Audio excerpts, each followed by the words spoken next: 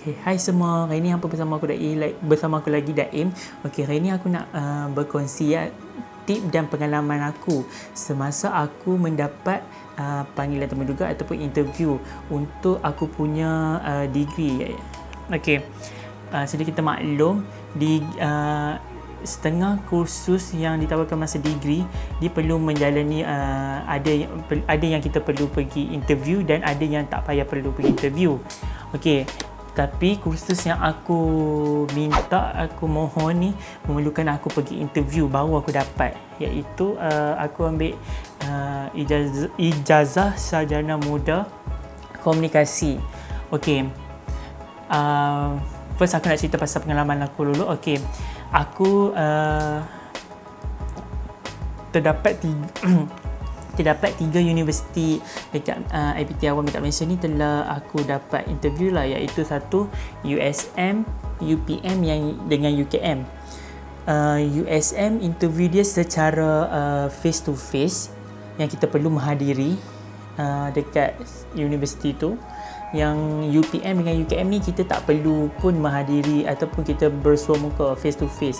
Kita hanya perlu memuat naik video ke YouTube dan kita kita hantar link tu dekat pihak universiti tu lah ataupun dekat pihak fakulti tu. Aku hanya buat interview USM saja. UKM dengan UPM tu aku tak buat sebabnya semalas. Kan nak belajar pun malas kan. Tak, sebenarnya macam masa tu bulan puasa, so macam biasalah bulan puasa dia jadi macam berat sikit lah nak buat video-video ni. So macam aku tak buat. So aku hanya ambil yang USM tu sahaja. Aku pergi dekat USM tu, aku interview secara depan-depan. So okay, so aku nak cerita pengalaman aku semasa interview tu. Okay, sebelum aku dapat interview tu, biasalah mestilah kita kena mohon dulu kan. So aku mohon USM pilihan ketiga tak silap aku. So alhamdulillah dalam bulan 4 macam bulan 5 macam tu, aku tak ingat tahun lepas, aku dapat aku semak keputusan, tengok aku dapat interview iaitu Bachelor Communication lah. Tu ijazah komunikasi. So aku pun macam why not, cuba je lah. Sebab okay, sebelum ni fakta bonus ataupun bonus, okay, aku adalah bangganya dengan aku adalah seorang student ataupun graduasi budak diploma. Okay, yang tu je lah aku nak beritahu. So aku budak diploma, bukan budak STPM ataupun matrik. So orang tahu kan, mesti orang tahu kan umur aku berapa kan. So okay, so boleh dikatakan aku tak pernah masa diploma, aku mohon diploma tiada interview. So like macam kita mohon dapat, kita pergi dekat IPT tu. So bila degree ni aku mohon kena dengan interview. So tak apalah, aku pun ambil macam itu satu cabaran untuk aku sebab aku tak pernah lagi kan. So nak jadikan cerita, aku mohon USM, aku dapat. So dia bagilah tarikh sekian-sekian untuk kita pergi interview tu. Tak silap pun hari Isnin kot, aku tak pasti, macam bulan puasa lah. Bulan puasa. Okay, so sebelum aku pergi interview tu, aku adalah buat carian dekat Google, macam mana dia pun interview apa ni kan. So aku pun ada jumpa, ada blog tu aku jumpa, aku tak ingat blog apa, tapi jumpa lah dia bagi tahu. Dia bertanya pasal apa yang perlu kita jawab, apa tu kan. Okay, so lepas hari yang dah habis aku cari tu, tiba hari yang masa aku nak pergi USM tu lah untuk interview. Aku pergi masa aku pergi tu ada 2 sesi tau. Masa aku dah ada 2 sesi, pagi dan petang. Aku kena sesi petang. Masa aku pergi petang tu, dah pergi mana, duduk dalam macam satu studio lah, like day 1. Tak adalah besar sangat, day 1 kecil lah, sebab ni kan fakultis. So duduk situ dalam kurang 100 lebih kot, macam tu lah. So okay, dia ada masa aku pergi tu dia ada 2 bahagian. Satu bahagian bertulis iaitu exam, satu lagi bahagian interview lah bersemuka. So okay, buat lagi aku bagi tahu apa soalan yang mesti apa nak tahu kan. So stay tune, okay. Lepas aku buat yang bahagian satu tu, dia bagi masa 2 jam macam tu kot. So 2 jam macam tu, 2 jam, lepas habis 2 jam tu dia panggil nama by name, nama untuk interview. So tak silap, masa aku batch aku tu, dia sekali masuk 3 orang. Penilaian ataupun interviewer tu 2 orang, penjaga masa 1. So dia 3 orang lah. Alhamdulillah, nak dijadikan cerita juga, aku dapat dengan best friend aku masa diploma. Dia pun mohon juga kan. So interview aku sekali masuk 2 orang, dengan aku dengan dia, kawan aku, iaitu Muaz. Kalau hampa tengok video sebelum ni, hampa tahu ni ada masuk gambar dia. Okey, dan lagi seorang budak Kulim. Tak ingat aku budak Kulim. Okey, dia pun ada YouTube. Nanti kalau aku jumpa, aku tag nama dia. Dia budak Kulim. Tetapi dia mohon subjek lain, course lain juga, dan dia dapat course yang dia minta tu, pendidikan. So tapi aku kenal dia lah. Masa kami masuk USM bulan 9 itu pun masuk sama-sama. So nak jadi cerita tu, dah masuk berapa minit, 45 minit ke 30 minit sesi tu. Sebab aku kena yang ni tau, panggilan pertama. So kan dia ada macam 3 orang masuk sekali. So aku kena yang first lah. Dengan kawan aku 3 orang tu, first aku masuk.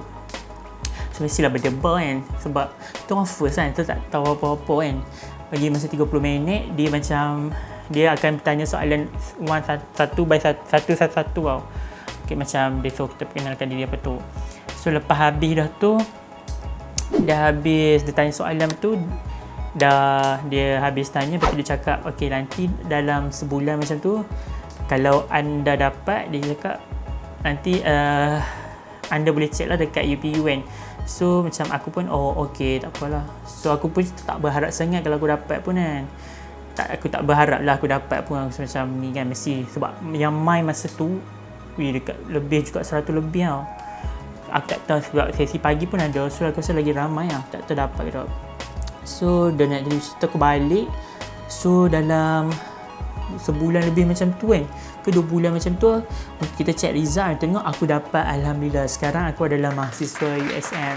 Course yang aku ambil adalah Bachelor of Communication. Okay, so yang dijanjikan, okay, aku nak bagi tips kat hampa macam mana hampa nak berinterview, ataupun macam apakah persiapan anda sebelum anda interview. Okay, aku akan bagi 3 tips, iaitu ataupun langkah, yang bukan langkah lah, macam prosedur. Macam yang pertama, sebelum, semasa dan selepas interview, selepas kita temu duga tu lah. Okay, sebelum hampa mestilah buat apa tu, macam orang panggil tu, kaji apa tu. Hampa mestilah macam hampa kaji lah, pergi kat Google tu, mesti kat Google banyak selalunya. Hampa carilah, ada blog yang dia bagi tahu soalan apa yang akan ditanya di atas bilik 7. okey, nanti aku bagi last sekali, aku bagi tahu kat USM dia apa yang dia bertanya, yang aku ingat lah. okey, apa gitu,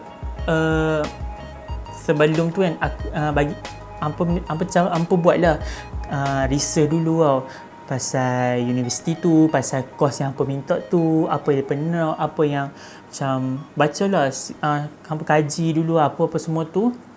Dan hampa mesti kena ambil tahu apa tu orang panggil, isu-isu semasa. Okay, kalau macam sekarang ni isu pasal COVID kan, COVID-19, hampa kena macam mahir sangat. Masa batch aku, masa tahun aku, masa interview tu, ni tau kan, yang masa apa tu, pembunuhan dekat New Zealand tu kan. Okay, masa hampa tak tahu kan. Okay, dia tentu. So aku, Alhamdulillah, aku baca benda tu. Okay, dan hampa kena tahu juga sedikit pasal universiti tu, macam dia punya motto, dia punya visi, dia punya misi, macam USM APEC tu apa. Lepas tu jangan lupa visi, Vice Chancellor, timbalan naik Chancellor, hampa kena ni lah, dia punya organisasi sesebuah IPT tu. Okay, yang masa kedua tu, semasa interview tu hampa ni lah, biasalah hampa punya look penampilan hampa tu mestilah kena, kita nak pergi interview kan, mestilah kita kena pakai cantik-cantik, pakai handsome, kemas, rapi, yang paling okey hampa pakailah. Tapi selalunya interview kita mesti pakai baju, kalau lelaki kemeja, kemeja lah kan, kemeja panjang, tie, seluar slack. Itu memang wajib lah, itu memang proper. So macam barulah mereka nampak, bila mereka nampak kita, so macam wow, barulah mereka masa macam kita patut ambil budak ni. Okay, so selepas dah habis apa tu, selepas interview, selepas interview tu hampa biasalah, kalau kita sebagai orang Islam patut untuk berdoa ataupun berserahlah kepada, sebab kita dah buat yang terbaik kan. So kita berdoalah kepada Allah supaya apa yang kita jawab, apa yang kita buat selama ni tak sia-sia lah masa kita interview tu. So dah habis semua tu, tunggu result sajalah.